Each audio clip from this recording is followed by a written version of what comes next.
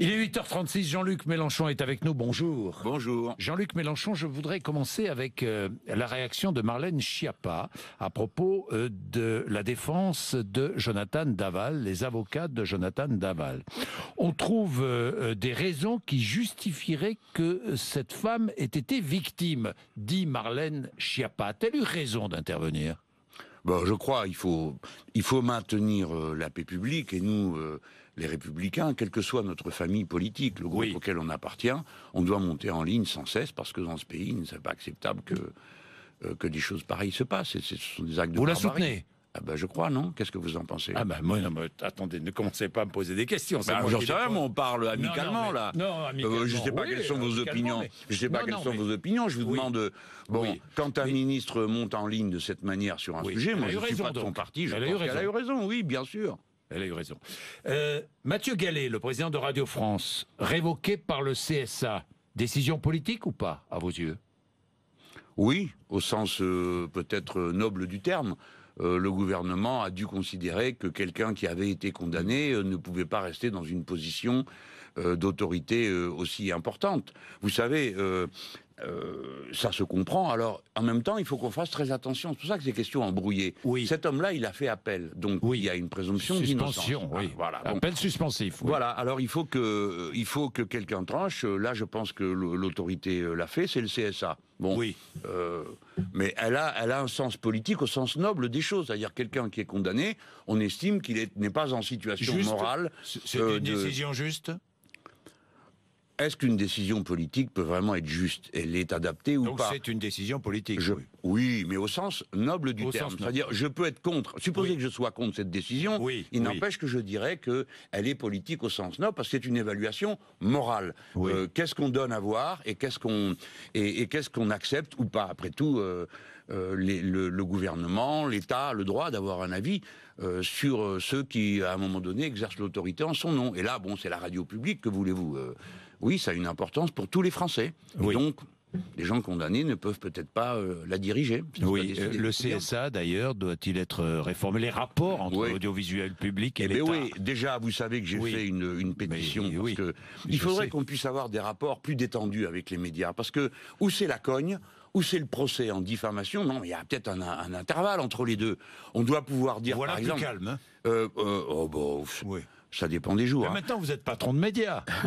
Non, attendez, laissez-moi finir ma phrase. J'ai donc proposé j'ai fait une pétition pour qu'il y ait un conseil déontologique pour qu'on puisse dire, par exemple, moi j'en suis souvent victime, j'ai été victime, comme vous le savez, à France 2 d'un montage, où on a pris un bout de ma phrase, on a mis des applaudissements derrière, pour faire croire autre chose que ce que je disais. D'ailleurs, la chaîne s'en est excusée publiquement au journal télévisé suivant. Mais j'ai dit, mais avant qu'on soit obligé de sortir la grosse artillerie de la justice, on peut peut-être avoir un conseil déontologique où moi, comme citoyen, j'aurais dit, écoutez, c'est pas acceptable ce procédé-là. Parce que les autres journalistes sont pas d'accord avec de telles méthodes. Faut pas croire, hein. Je suis très critique à l'égard des médias, mais je sais comme tout le monde que ça veut rien dire, les généralités.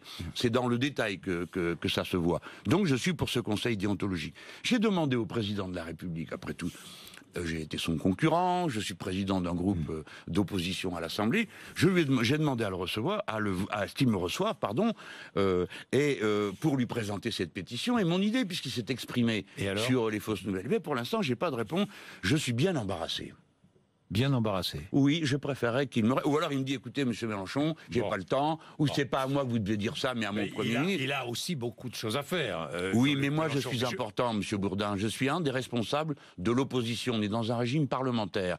Et je me suis adressé à lui respectueusement, et pas d'une manière provocante. Donc j'estime qu'au minimum, un président de groupe a droit à une réponse. Je vais venir à l'Assemblée nationale. Mais Gérald Darmanin, lui, doit-il démissionner ? Quelle est votre position ?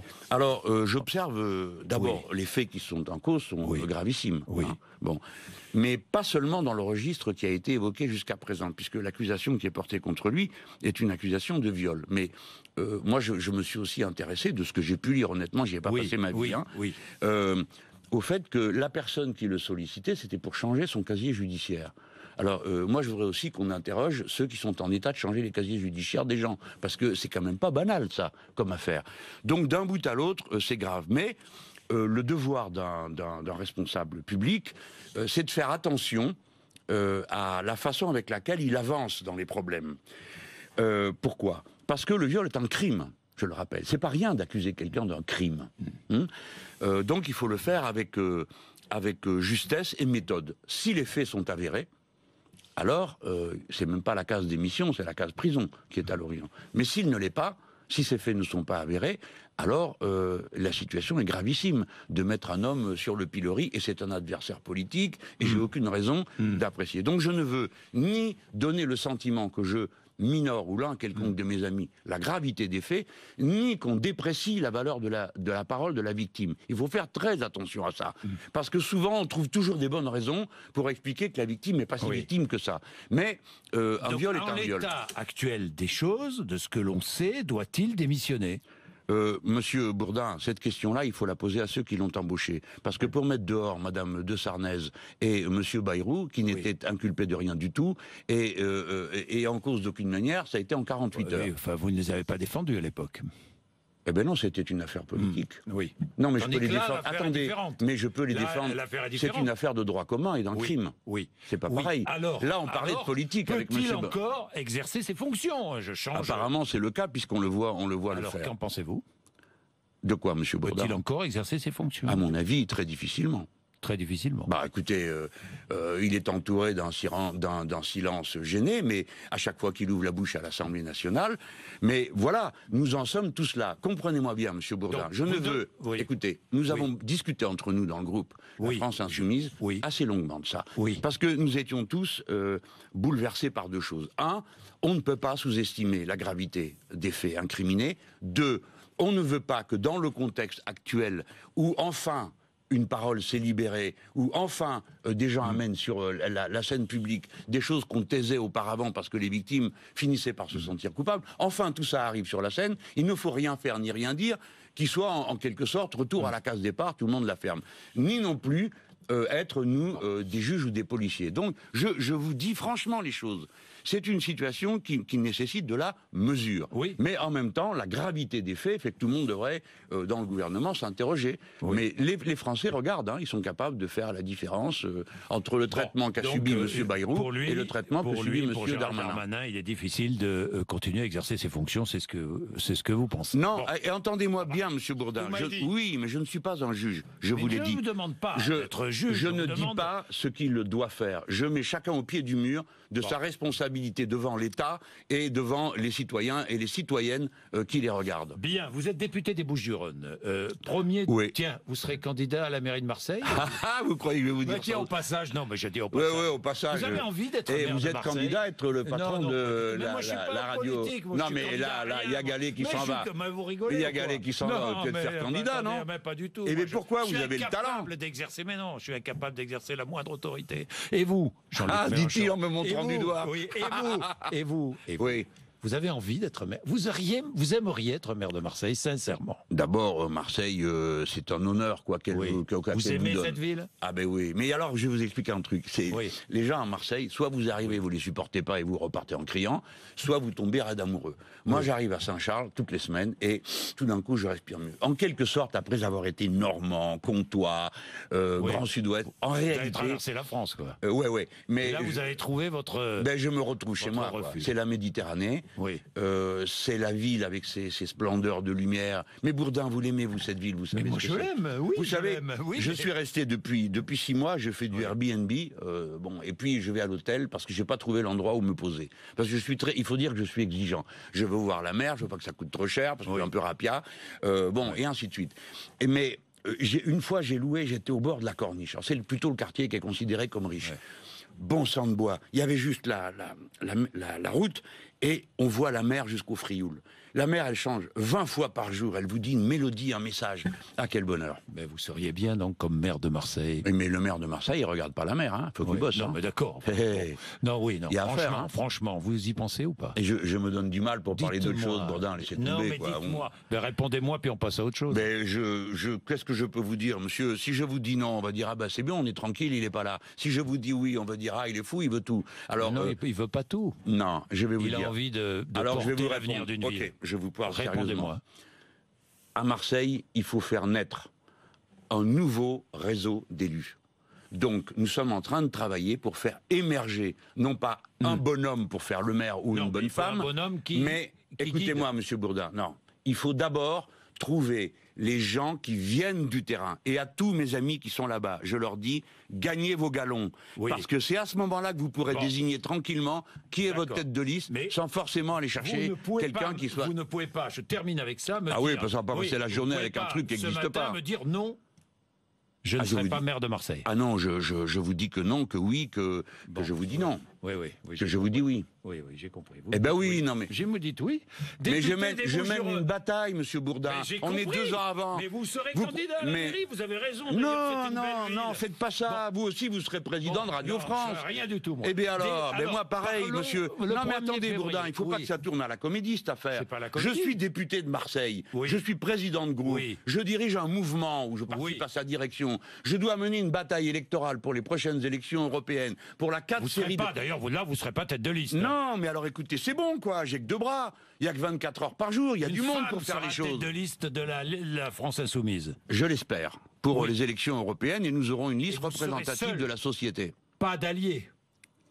D'alliés en quel sens? Les sigles de partis et tout ça? Oui, qui viennent vous rejoindre. Non, je pense que ça sert à rien. Ce qu'il faut, c'est que la liste soit représentative, donc des tempéraments. Monsieur Bourdin, je vais vous dire une chose, moi, on me fait toujours le reproche d'être très dur et tout. Mais il n'y a que dans mon groupe qu'il y a une personne qui est communiste élue par nous. Il n'y a que dans mon groupe qu'il y en a 3 qui ne sont pas de mon parti. Dans mon groupe, il y en a que 7 qui appartiennent à mon parti. Tous les autres n'ont pas d'étiquette. Alors je sais rassembler des gens d'opinions différentes. Et c'est ce que fait la France Insoumise. Votre groupe, la France Insoumise, aujourd'hui, c'est la journée quand même, on y vient. Bah oui, bah évidemment que j'y viens. Bon. Le 1er février est votre journée à l'Assemblée nationale. Vous défendez 5 propositions de loi. Burn-out. On va dire épuisement professionnel, parce que les pauvres gens, ils ne savent pas ce que ça veut dire burn-out. C'est vrai. Reconnaissance de l'épuisement professionnel comme maladie professionnelle. C'est le premier sujet. Le CETA. Oui, c'est l'accord de libre-échange avec le Canada. Là, vous demandez un référendum. Oui. On est bien d'accord. Tiens, au passage, l'accord avec le Mercosur. Je suis contre. Vous êtes contre? Je suis contre parce que je le connais. Et je pense que cet accord ruinerait une bonne partie de l'agriculture et de l'élevage français. Et nous n'avons pas besoin. Je demande que les gens le comprennent. Alors là, pour le coup, on ne va pas me faire le coup de la... On m'a dit quand j'étais contre le gouvernement allemand, on m'a dit vous êtes germanophobe. On ne va pas me faire le coup d'argentinophobe. J'ai une décoration en Argentine. Bon. Mais nous n'avons pas besoin de faire venir de la viande d'Argentine. Pour une raison très simple, nous sommes capables de la produire nous-mêmes. Et qu'en augmentant la consommation de viande argentine, non seulement on ne se rend pas service à nous, mais on ne leur rend pas service à eux, parce qu'on continue à déformer la structure de la paysannerie argentine en faveur des grosses concentrations. C'est ce qui s'est produit, par exemple, avec le soja. Peut-être que ceux qui nous écoutent se demandent de quoi je suis en train de parler. Je suis en train de leur dire que le libre-échange ruine les économies des pays. C'est pas comme ça qu'il faut faire. Vous vous rendez compte? En Europe, dans toute l'Europe. Mais pas que ça, il y a celle qui va arriver du Canada. Qui n'est pas tracée. Oui, mais celle qui va arriver du Canada par l'accord de libre-échange sur lequel nous avons une résolution ce matin, je vous prie de croire qu'elle va faire des ravages en France, parce que c'est une viande qui correspond à des commandes de luxe en France. 3e proposition de loi, faire de l'eau un droit inaliénable.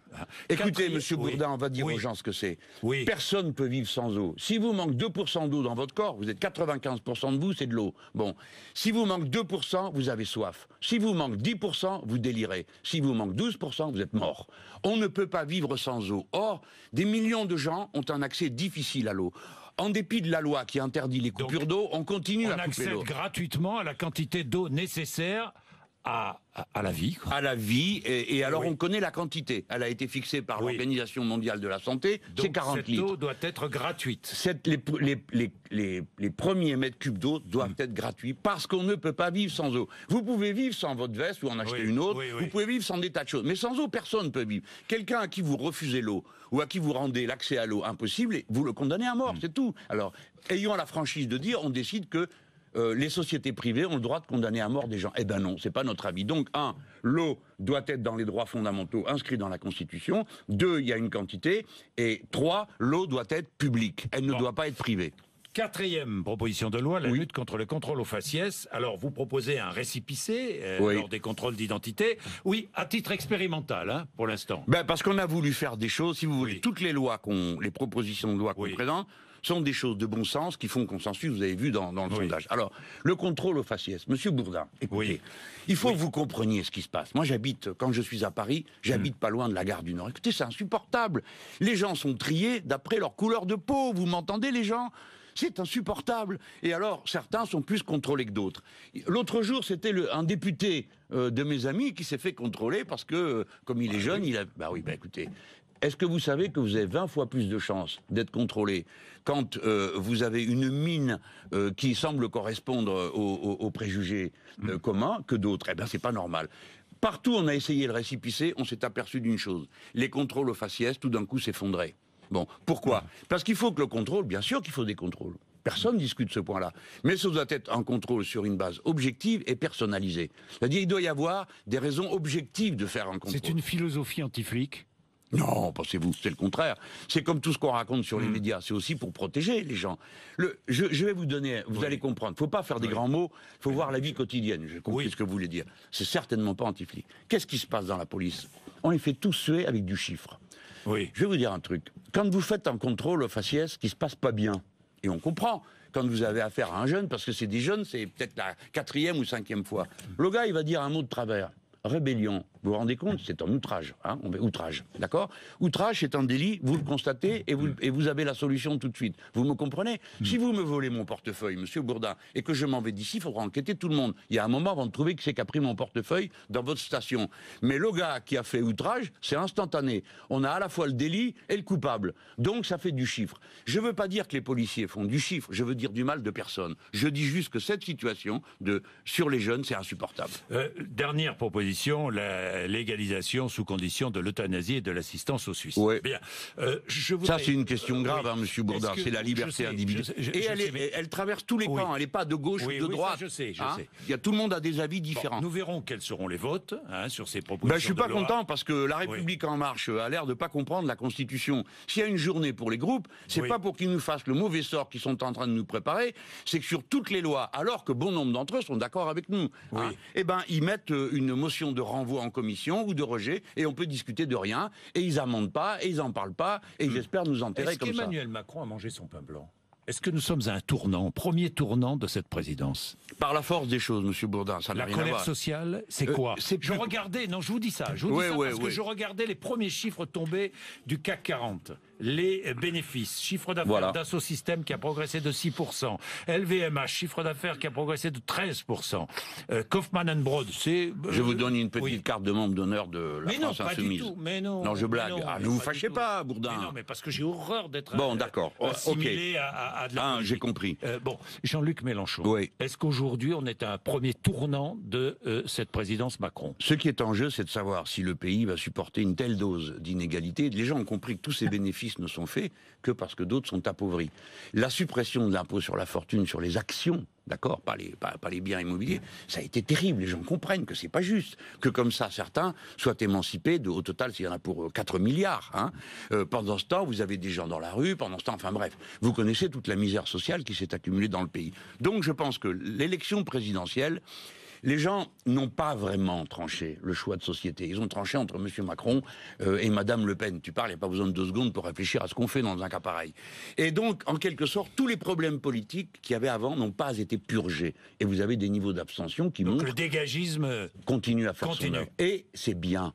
Il faut dégager tous ces gens. Ils n'ont pas compris qu'il y en a assez que les uns se gavent, tandis que les autres sont privés de tout. Hier, monsieur, il y avait la Fondation Abbé Pierre qui faisait son bilan annuel sur le logement. Le surpeuplement de logements. Vous savez ce que c'est, monsieur Bourdin? Il nous montrait dans un film, c'est 6 personnes dans 30 mètres carrés. Il n'y a pas de vie possible dans des conditions pareilles. 900 000 personnes sont dans cette situation. Quand on vous parle de l'épuisement professionnel, il y a 600 cas reconnus chaque année. Il y en a 400 000. Combien de temps ça va durer, la férocité de cette société? Mais la croissance est à 1,9%. Vous devez vous réjouir. Vous devez vous réjouir. Oui, c'est ça, je vais me réjouir. Non. La croissance à 1,9, j'ai plein de choses à dire contre. D'abord, qu'est-ce qu'il y a dedans? Vous savez que maintenant, on va même mettre la vente de la drogue dans la progression du PIB. Vous vous rendez compte? Faites un trou, rebouchez-le, c'est dans le PIB. Ça n'a pas de sens tout ça. Ces statistiques-là, évidemment, on va tous dire, il faut le dire et sortir son violon. Mais qu'est-ce qu'il y a dedans? Où on en est de la crise financière qui menace toute l'économie réelle? À quel prix s'est arraché ces 1,9% du gars qui s'est pendu chez Lidl, de tous ceux qui meurent au travail, 565 par an? La priorité, monsieur, c'est pas de faire, je ne dis pas que vous le fassiez, mais que le gouvernement fasse des cancans sur 1,9 de croissance. Les gens ne comprennent même pas de quoi on parle parce que c'est incompréhensible, pendant que d'autres continuent à mourir et à être maltraités et que les uns ont tout et les autres rien. Eh bien, monsieur, tant que ça sera comme ça, vous aurez des gens comme nous qui seront là pour essayer d'y faire obstacle de toutes les manières possibles, dans la lutte et dans les urnes. Merci Jean-Luc Mélenchon, 8h56, RMC, BFM TV.